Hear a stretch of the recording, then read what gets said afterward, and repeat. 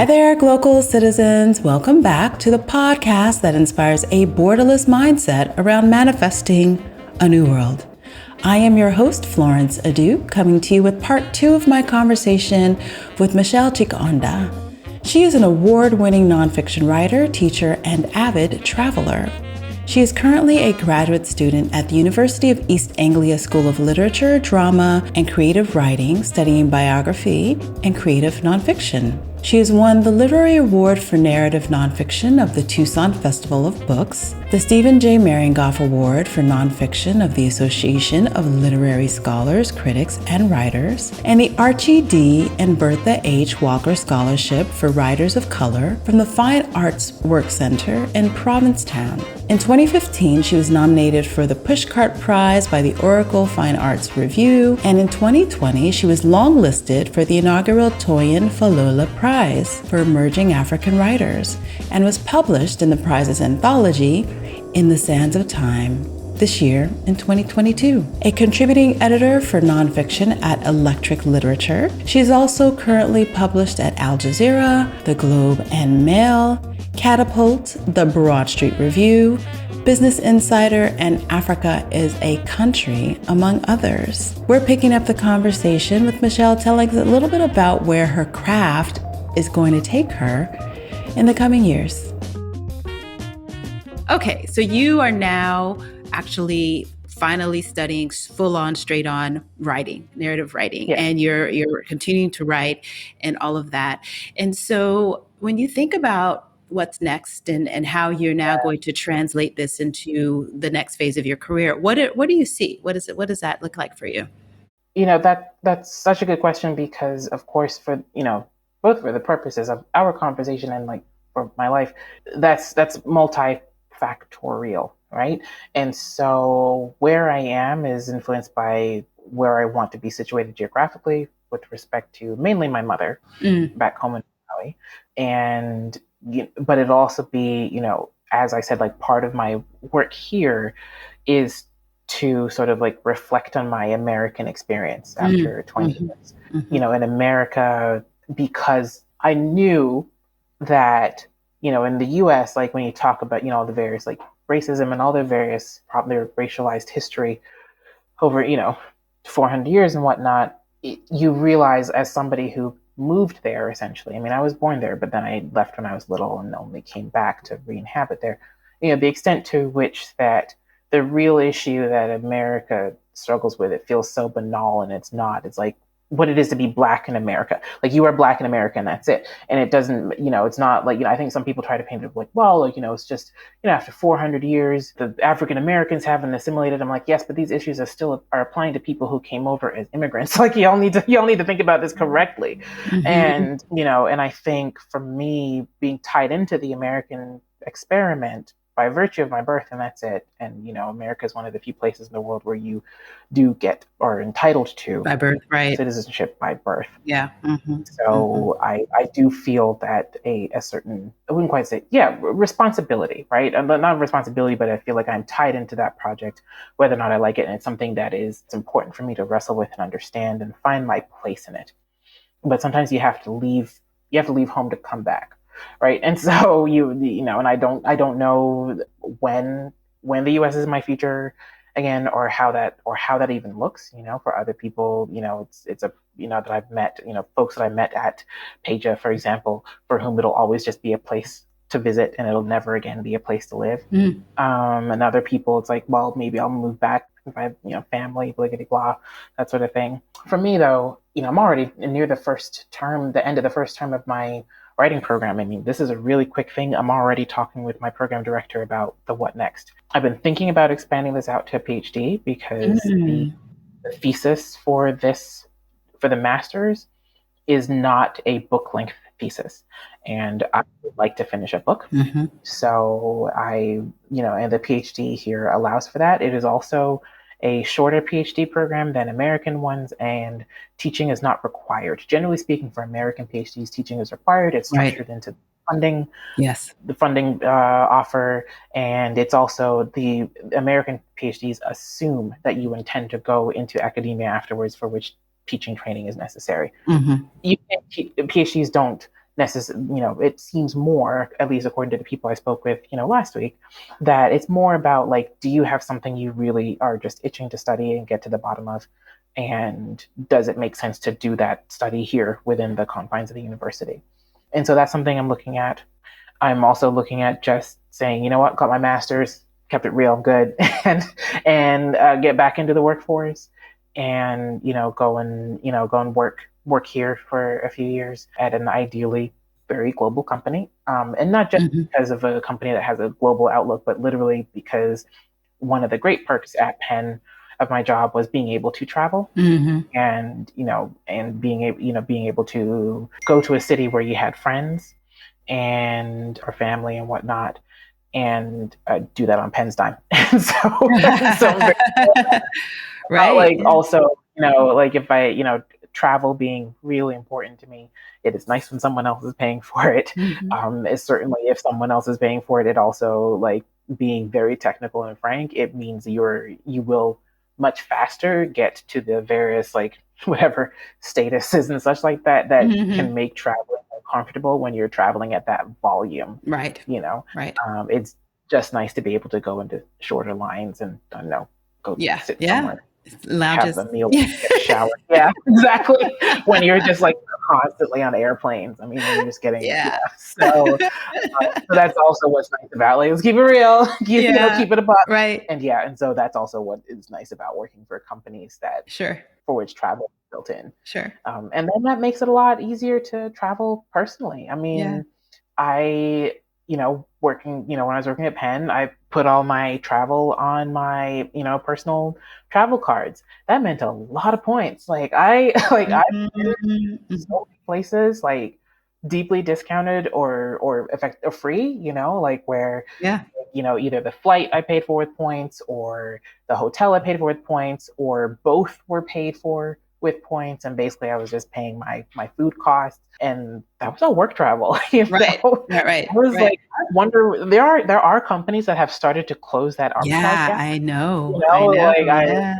Because, like, strictly speaking, like, there are bad HR move. They should stop that. I mean, they should really, what I was saying, like, with my job is like, listen, first, especially for our more grueling travel seasons, the Penn Alumni Interview Program is basically we talk to alumni who conduct interviews for students applying to Penn. Our travel season, at least, pre-COVID, coincided then with the admissions travel season. So it's really intense, and you're living out of your little roller bag. And at some point, you don't realize you can get tired of hotels, but you get tired of hotels and you just want to go home and sleep in your own bed.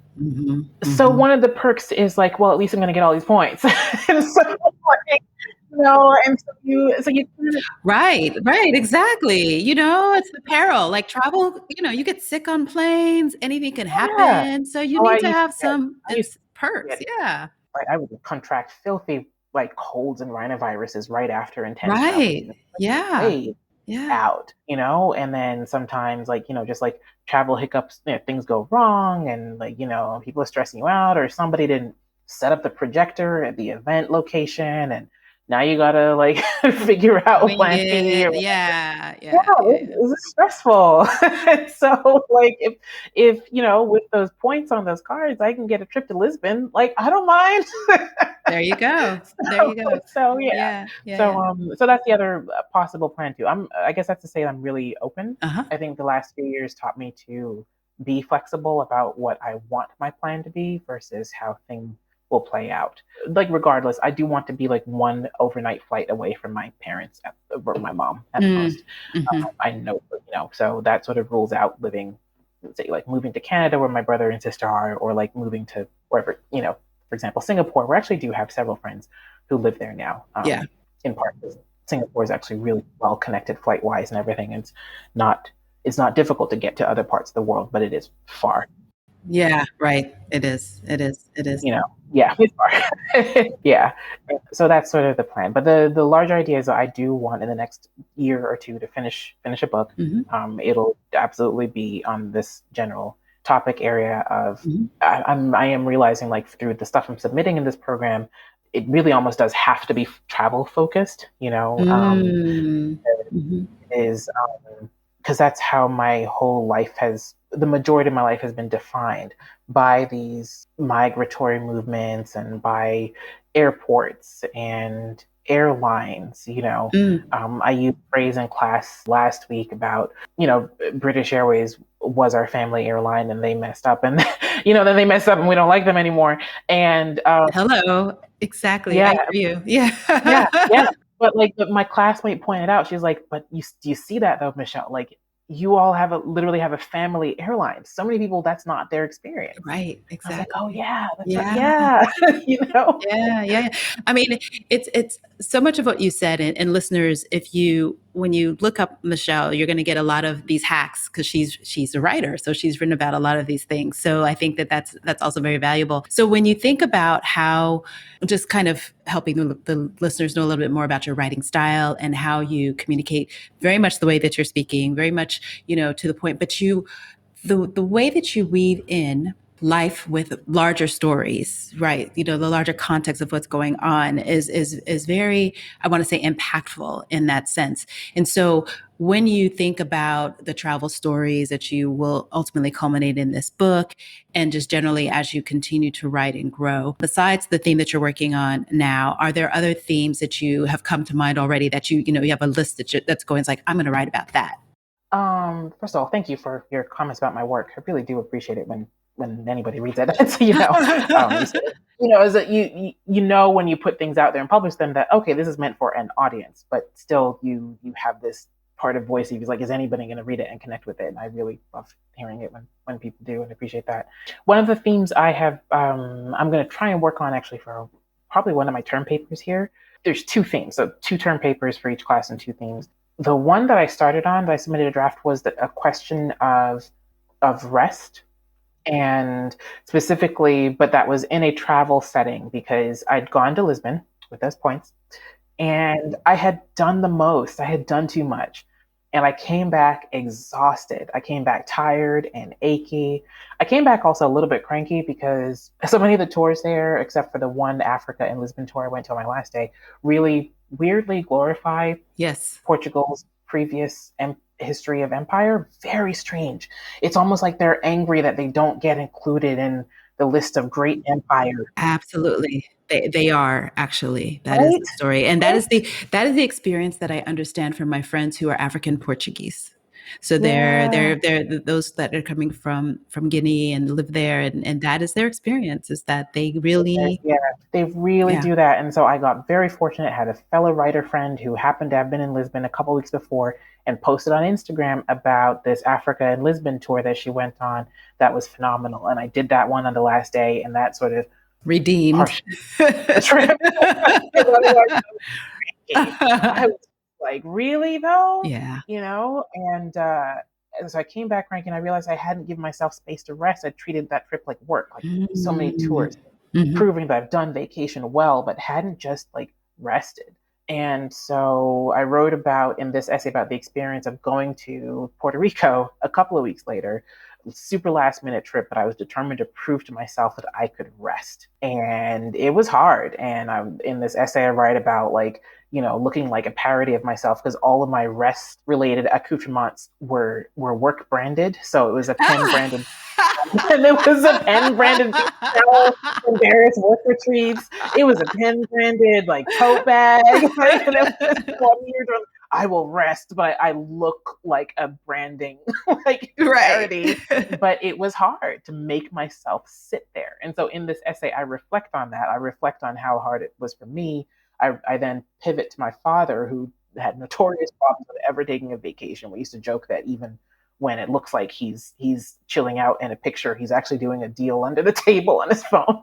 I mean, when he was in hospital, he would have me go to Staples and be like, can you go print out that contract and bring that back so I can sign it? The nurses are telling you to rest. And he's like, yes, but that needs to be in by Monday, and today's Saturday. If you just go to Staples and print that out, here's the USB. But then in the larger sense too, I reflect in this piece about rest for people in Black bodies. Mm. I had gone to a conference right after getting back from Lisbon, where like for Black and Black people and people of color who work in the admissions and financial aid fields in U.S. higher education institutions. And one of the folks had said, you need to be sure to. We were brought here to work, so you need to be sure to take your rest because they're not going to give it to you. And really underscoring that, in the US, because the original, the arrival of first Black people, these Black people that we know of are on record, was framed by work. They were brought there to work. They were brought there to be slaves. Like that is still an embedded expectation in how US society is structured. Yeah. And so in essay, I also reflect on that and connect it back to my experience in Lisbon, who again kind of get away with, not owning their role, the extent of their role in, the transatlantic slave trade, Yeah. And so that's sort of that's something I'm reflecting on, like what, I talk about rest. I'm also largely talking about like, self-ownership, Sure. talking about, trying to get away from the need to prove your worth in a space. Yeah. Like when we were immigrants in the US and Canada, definitely there's that pressure to like be twice as hard for half as much. You need to outdo people. You need to sometimes, take your insults without complaint, if they've accepted us here, then we need to prove that we're the best Americans, the best Canadians, and really in adulthood wanting to get away from that. Sure. I don't need to prove my right to be, that being me is enough, being us is enough. And so there's that thread. But I'm also within that same loosely that within that same realm, I'm probably in the spring for one of my classes going to be, and then we'll turn it off into a longer form essay as well, writing about the question of home. Like what is home? And like home is always moved. What's home when you, like me, I only really learned my home language when starting from age 35. Right. Yeah. What's home when you are, in a country, in the US, and you're like, yeah, I'm an American. And then everything in the summer of 2020 happened when you have the president of the United States telling an elected representative of Congress, Ilhan Omar, to go back where she comes from, even though she's an American citizen. How do you understand home then? Sure. And sure. So or when your homeland is attacking you because you want your freedom, as in Iran now, and exactly. Or like, Malawi, like part of the, like we ended up in the US because we had a dictatorship. And that's a really difficult thing to, like, people still don't really talk about it until very, very, very recently. 4 years ago, I would not have said out loud on a podcast that I'm a dual citizen, but like we had laws against dual. Yet the only reason the dual citizens that do exist is because people left during the dictatorship so they wouldn't die. Right.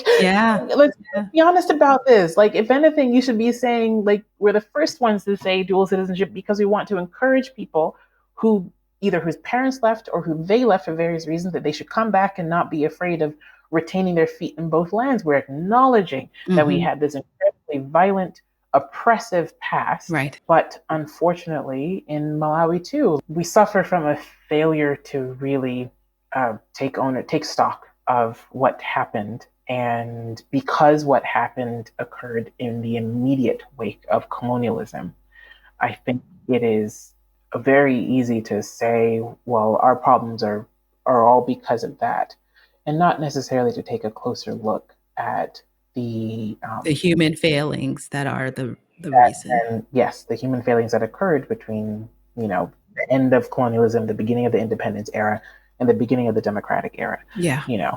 And it's not just us at fault. Like, if you look at when so many of these countries around the world, but I care about Africa. Looking at that, when they got their quote unquote democracy, it was right after the fall of the Berlin Wall. So there were real functional reasons as well why they maintained in those states, because they had been bankrolled by various sides who were trying sides of this cold on their side. Once the fall of the Berlin Wall happened, suddenly this isn't necessary anymore. Right. Suddenly Nelson Mandela is no longer classified as a terrorist by the government. Yeah. Apartheid in 1991.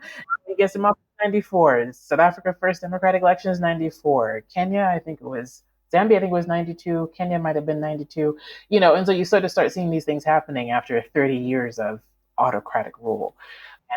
And so being honest, I think it would be very difficult when I say I choose to live not in Malawi or choose to live in the UK or the US, because I'm the person who wants to talk about that. Mm-hmm. But there are people, who don't want to hear you talking about it. Nope.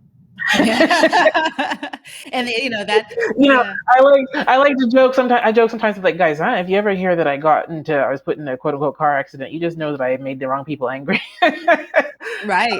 That's the challenge of being an activist writer, and so it's really taking the decision that is the story that you really want to liberate. And so I always just give great credit to writers who take the chance to tell these stories that people might not want them to tell, And so as a nonfiction writer, that's kind of the place where you ultimately will end up straddling as you develop and put these books out and things like that. So get ready. We're ready.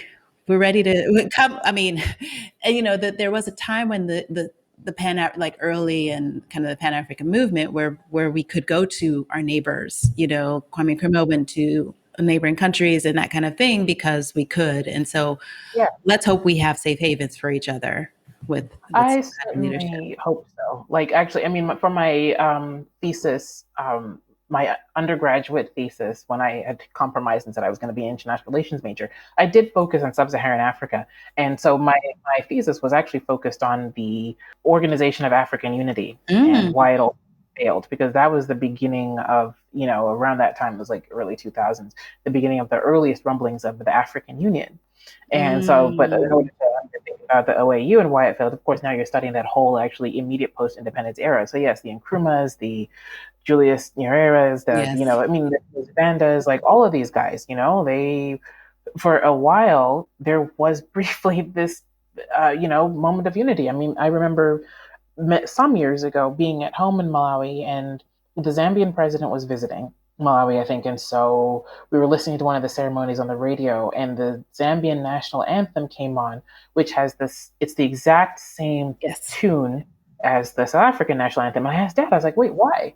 Why is that the case? And he said, oh, Mimi, for a brief time, and he remembered this, like when I was little, we had an African national anthem, that, I mean, South Africa is God bless Africa, particularly Africa. God bless Africa. It's not God bless South Africa, For a brief moment, we really were like, okay, we're going to be unified. And then things happen. Your political life happened. Right.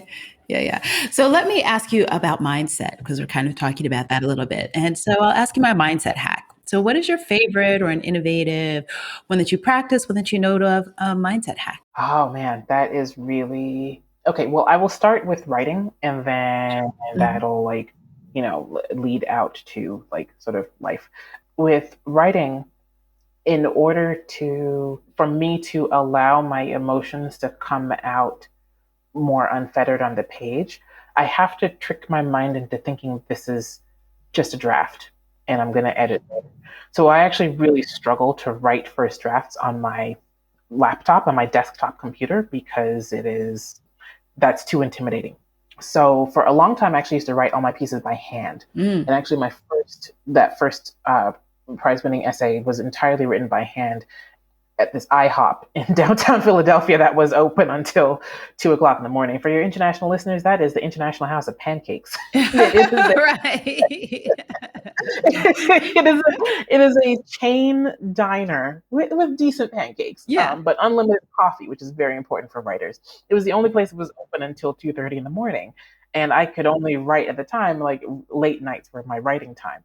And I could see the staff whispering, she's still here. In my mind, I was like, when I win the Pulitzer, my picture is going to be up on that wall. So y'all need to bring that coffee on. Yeah. But transcribing written work is just so time consuming. So I flipped over to writing on my iPad, and I just downloaded Google Docs. And so the tablet functions as a sort of this is, I'm just in a cafe, whatever. And that's actually where I've gotten some of my best writing work done. Because that tells my mind, oh, this isn't that serious. Sure. And the paradox is that then, because it's this isn't that serious, actually the real work, the flow flows. Yeah. Mm-hmm. General life hacks. Maybe we'll do more like travel hacks. I think because I spend so Mm. much of my time, so Mm-hmm. much of my time traveling. Mm-hmm. So like at London, at Heathrow, for example, because I spend a lot of time there, and I have actually spent a lot of time there because going to Malawi, it's 2 to 3 flights, no matter how you slice it, and so you Mm. sort of pick what city you want to transit through. Yeah. If all prices being approximately equal, which generally at that distance they are, plus or minus £30, $30 here or there. So I usually chose London because I have friends here, and so I would transit through here. We'd meet for tea, coffee, lunch, drinks, and then I'd go back to the airport and go on. For London Heathrow, you never want to, when you arrive on the tube at the train station, never take the first elevator up. It is chaos. It is a like, wait for the next one. And if you really want to be a life hack, the elevator shafts are all glass. So just look up and look for the very next one where the cables are starting to slacken. Sure. That's the next one that's coming up. You'll be first in line. All the other chaos will have left with the first one or two elevators. Nice, like like crowded, like no suitcase wheels leaning over your foot, etc. Sure. Yeah, you always want to go through the south security gates rather than north ones. If they're open. Oh, that's true. You're right, though, because they do close them sometimes. Yeah. They know that, too. Yeah. Is that what it is? Yeah, they know that. I mean, I had, all best plans, you get there early. The last 2 times I went through Heathrow, one of them was closed. South was closed once, North was closed the other. And it was an hour plus because, I mean, Wow. and I'll say this, it's Brexit. There were no workers. So all summer plans this summer, even into the fall, no workers because you decided you didn't want the people who actually will do that kind of work around. Isn't that the truth? Let me tell you what, like people, when Brexit happened, I was like, oh, maybe I should think about moving to the UK in a few years because I saw that coming down the pike. And part of my ability to easily state, oh, I'll stay here and work is because if you do a master's or PhD here, and I think actually even an undergrad, for undergrad you go a year, I can apply for a graduate visa that will allow me to not just live and work here, but like to look for work. I don't even need to have a job lined up. Oh, right. For another 2 years.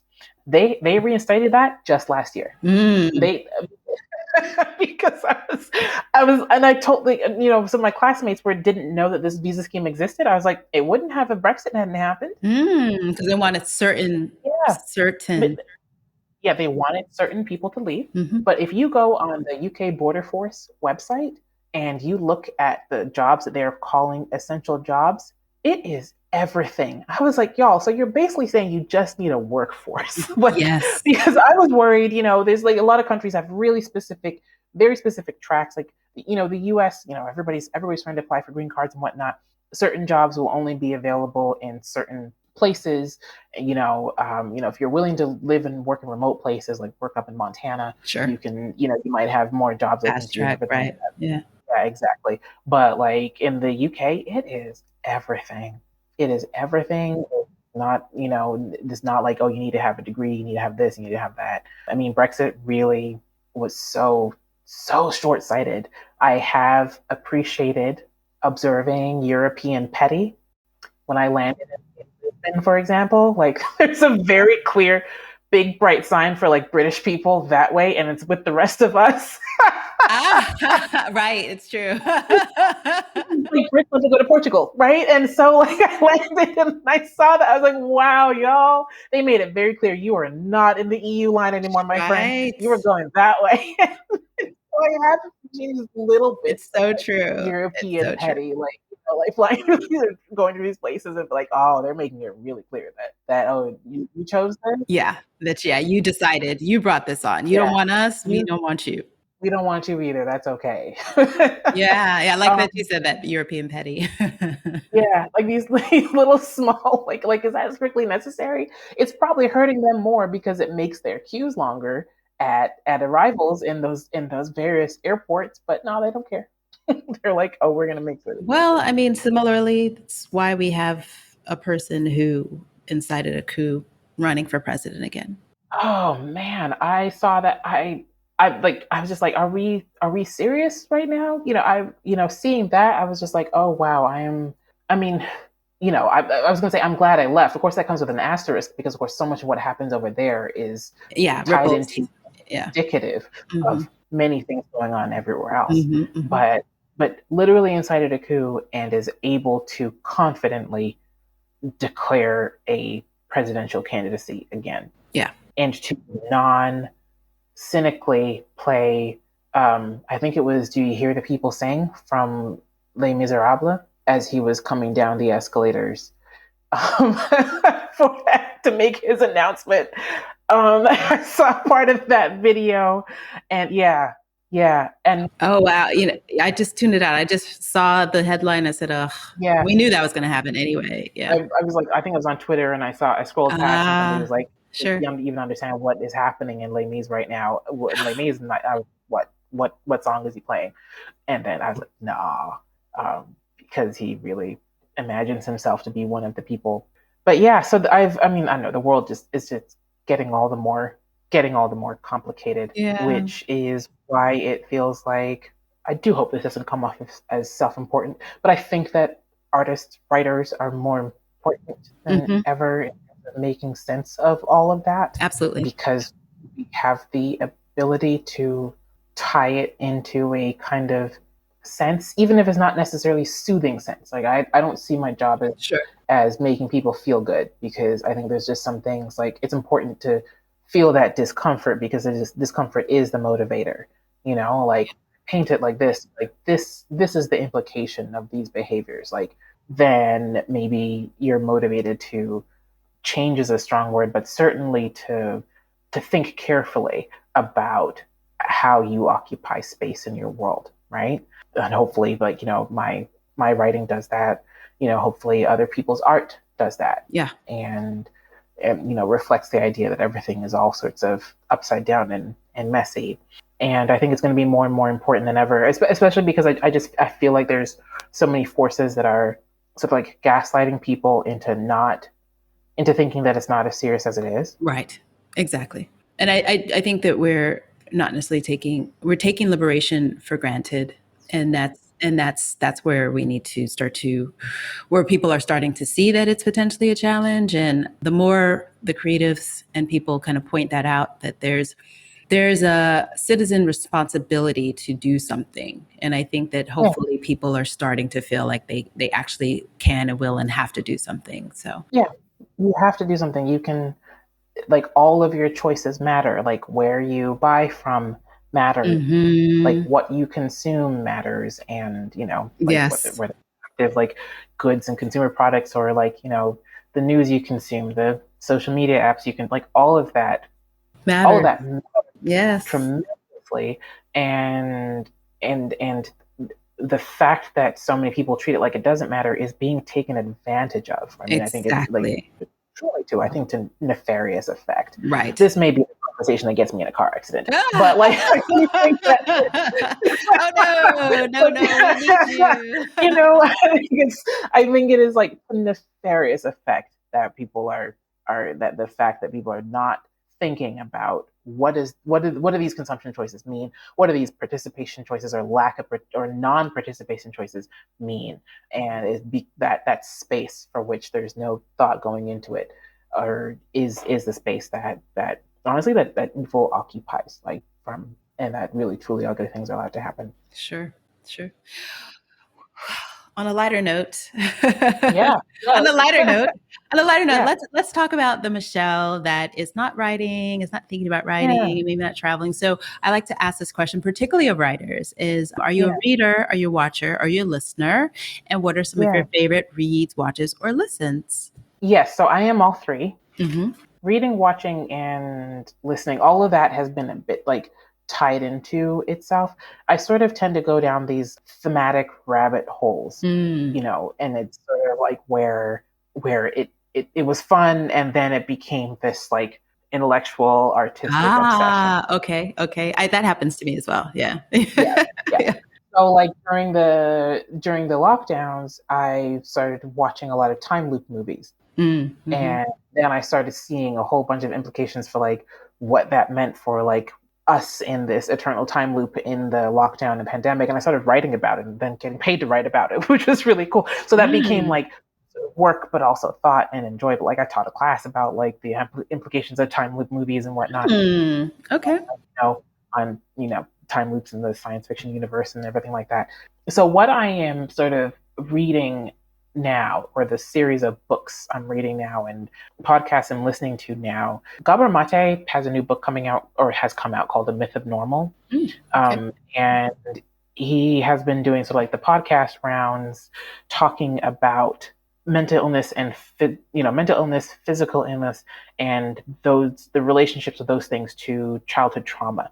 And what he's largely ultimately advocating for is sort of a increased self-awareness and increased societal awareness, and so he talks about how like we cannot be surprised that there are certain cancers and diseases that exist at much higher rates in the African American community and in like marginalized communities.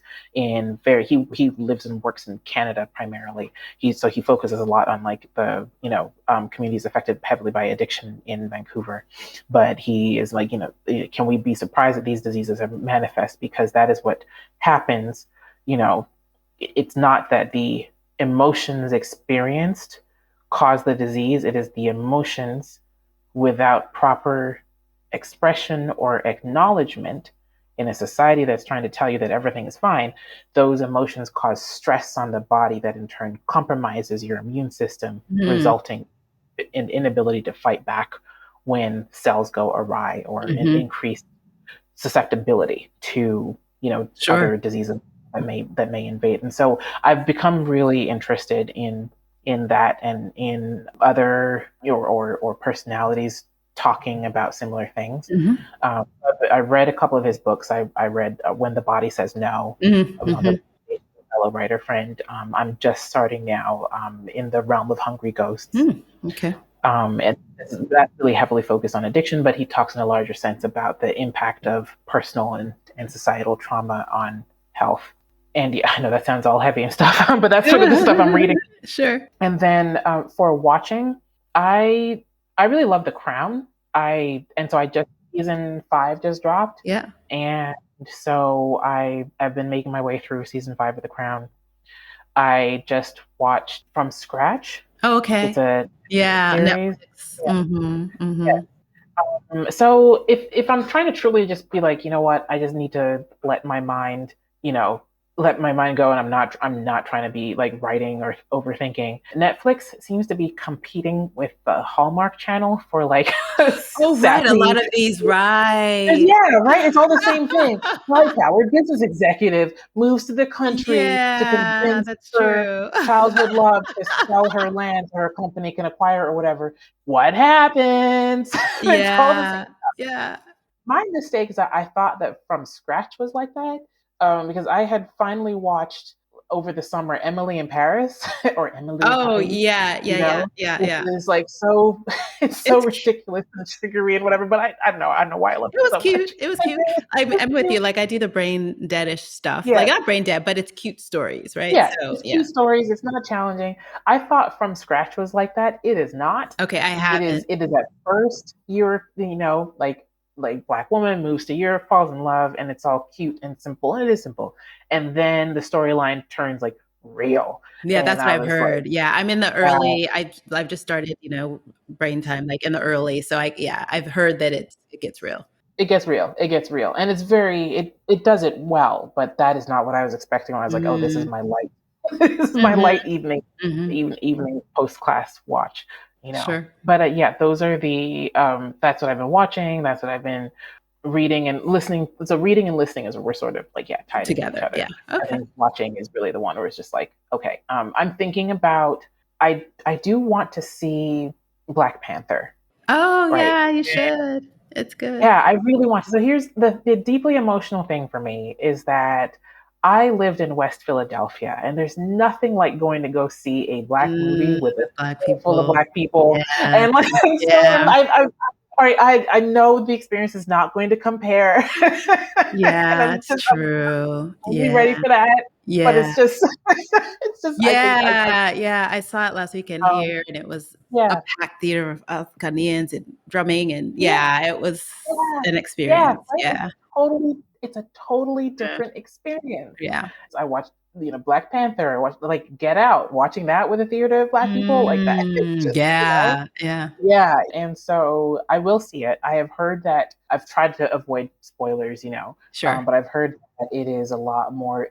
It carries greater emotional heft than the first Black Panther, or only because they're sort of like trying to incorporate the death Um, of I mean, I know, was that because there were a lot of people on Twitter who were like, "Oh man, I wasn't ready for that. It's very griefy more than it is, I mean, I can see where that would be the takeaway, but I've like after when we were discussing it, yeah, people were like, I wanted the uplift, more of the uplift of it, Yeah, yeah, and I mean, to me, it was uplifting, but I'm also like a realer, and so I think it was inspiring in a way yeah. that we actually need to be inspired in a different way. Mm, So, I mean, that beautifully, like visuals, beautiful, all of that. And even the concepts are, so I yeah, definitely think that they took it to the next level with the story, with what is current. And, yeah. that's why I love All science right. fiction, because I love the way that those people who create those different worlds and concepts are looking at what we're doing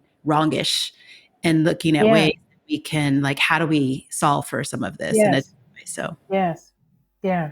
I love that. I love that, like the way you describe, like it's uplifting in the way that we need right now, because that's sort of that's how I approach a lot of my writing, where it's like this is the uplift is in, like almost like not quite telling it like it is, but in just right. in Yes. leaning into the Yes. difficulty. That Yes. is the uplift, if that makes Yes, sense. exactly, exactly. Almost like showing to ourselves that we Mm, can handle this, and we can incorporate this into our future going, because we've seen things as they are. exactly. All right. Yeah. Well, that actually, oddly enough, inspires me to definitely go see it more. Like it's Yeah, just yeah. because like the last time I watched Black Panther, I watched Black Panther a couple of times. The second time I watched it in theater and watched it with dad. It was my mom, sister, and dad. And it's actually the last time he went to a movie theater. Mm. And dad used to have this habit of falling asleep in movies. And so when he was very insistent, oh no, I want us to go to the movie theater, and we were like, you sure? You're always falling asleep. And so we made sure to like schedule it in the morning. Yeah. Like it was like a 10 a.m. showing and everything like that. Let me tell you, dad did not. Fall asleep. He was Yeah. watching the whole time. And I think because the storyline was, dad always had this very mind forward approach to like Mhm. everything, but especially the storyline, that part when T'Challa's dad tells him, when they're in the ancestral plane, and he Mhm. says, a man who has failed to, has not prepared his children for his death has failed as a father. And we're watching this in like February of 2018, right? Like dad Mm. has just had a second operation, and like that mortality is like Right. super in front of us, Yeah. and like in 6 months he will be, he will have died. And that was deep. Like that was just really deep. I mean, I sort of was looking briefly aside, like, Sure. Yeah. because that's also that particular quote in that setting is really important. Malawi was, like a lot of Africa, was very heavily affected by the HIV/AIDS epidemic, which Mm. means like parent death at a relatively young age is so common. I mean, Yes. honestly, dad died at 64. Like, that's a ripe old age in Malawi. Like I had my dad all the way through high school and college, and well into my adulthood. I have cousins who like didn't make it past childhood. With both, With a parent. Yeah. yeah, Yeah. with a parent, with both parents, and so the unfortunate critical import of like preparing children for your death it's also so very like necessary in Malawi, right?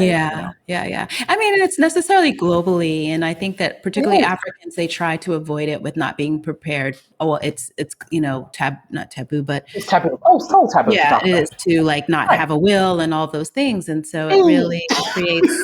Sorry, I'm laughing. It's not, but Yeah, it's no, but so many things in that. Yeah, yeah. So I yeah, mean, as much yeah, as the hope is things like this kind of help, like you said, that that asks or begs of our elders to do something differently if necessary. Yeah. Yeah.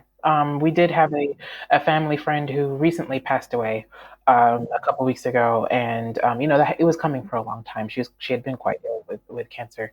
She had gone beautifully, sort of the opposite way. She had left whole instructions for the funeral, right down to the type of plates that were to be used. She said no plastic plates. No plastic plates we use at our big funerals.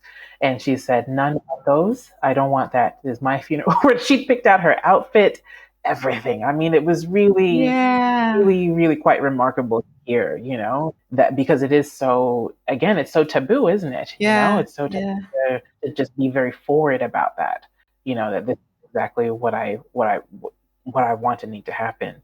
And that it really does save so much, I will say, save so much drama on the family side later if Yeah. there are very clear instructions and a very clear will, as it were, for how the future goes and how things will be taken care of afterwards.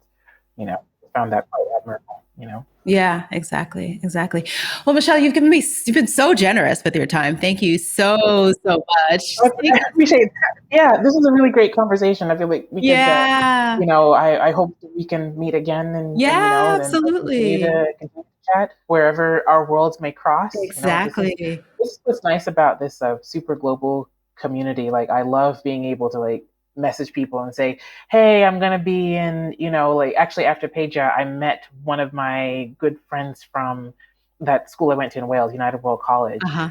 He lives in Accra now with his wife and children. And he was away that weekend, so he couldn't come to the sessions, but he was like, if you have time, I was like, actually, we could meet for dinner. You could drop me off at the airport Oh, afterwards. lovely. So that's just lovely, right? Like, I met Yeah. him in the UK. I bumped into him again before in London many years ago. And we've been at our high school reunion together actually just a couple months before that. But now we're meeting in Accra. I love that about this community. We're just like, okay, name the world capital, and like, see if we can connect. Exactly. Right? Exactly. It's very Yeah. lovely. Very lovely. Yeah. So before we sign off, do you have any last words that you'd like to share with our audience for now? So this is related to the you remember I talked about time loops earlier. Mm-hmm. Mm-hmm. And one of the essays I wrote, I said that the truth is, like, in those time loop movies where like the same day repeats itself, like Groundhog Day and Palm Springs and things, the time loop arrived to show the protagonist that they were stuck. Mm-hmm. So in a sense, the time loop happened to arrive, and it was initially frustrating, but the protagonist eventually figured out in all these various time loop movies that they were already stuck. And beginning to observe all these different ways, day after day after day, for which they were stuck, was the beginning of them actually getting out. Mm-hmm. And so if there's anything that I would want to share with this global community, there's a lot, I would say that so many of us do, take for granted the ability to move around a lot, but it can still be hard. I mean, I will say that moving to the UK, finally, like getting my visa stuff done and the actual logistics of the move and like registering for classes and everything like that, that was hard. And I started questioning myself actually, and my job was very happy to keep me. They were like, my boss was like, you can stay, you don't have to put yourself through this. But I'm very stubborn. I'm like my father. I can't not finish what I start. And I was like, I will do. And so I suppose in the midst of all of this really chaos, I mean, I'll be honest. I mean, this has been a chaotic few years. I truly believe there is massive opportunity to reach for your best self. I write a couple of these pieces to say that there is such opportunity in the chaos, and because so many people were flipping tables. I wouldn't say flipping tables, but like we're like leaving their job. Like, you know what? I was wondering why I hadn't yet retired. I've always been saying I want to spend more time with my grandchildren. I didn't do it. Or I've been wondering why I've been living so far from my family. I've been wondering why I haven't yet, in my case, gone and done that master's degree that I've been talking about since 2014.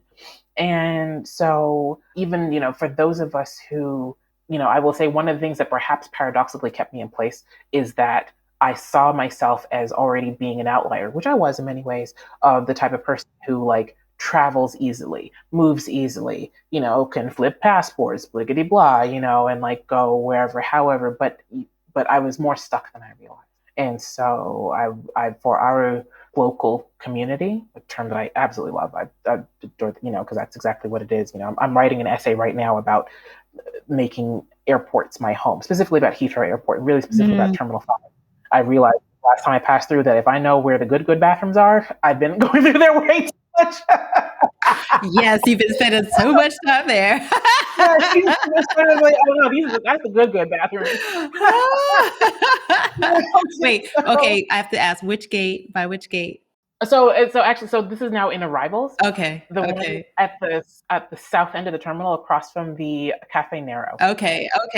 That is where you see flight attendants in that bathroom, and that's when you know, oh, that's a good bathroom. Sure. They're never crowded because unlike the other. You're right. That is a good bathroom. Yes. Yeah. Right. Yeah. And I was like, oh yeah, I've used that one. It's a good bathroom. Yeah. Because the other ones at the north end, it's so close to Marks and Spencer, W.H. Smith, all those. Really yes, it's crowded, and yeah. That's also all the trains, all the exit doors leading to the the transport, exactly. Mm-hmm. It's all there. That side, there's nothing. Yeah. So people don't think, oh, let me just walk that way, and so it's never crowded. You feel like you can take as long as you want to, everything like that. To the sinks are, yep. Everything.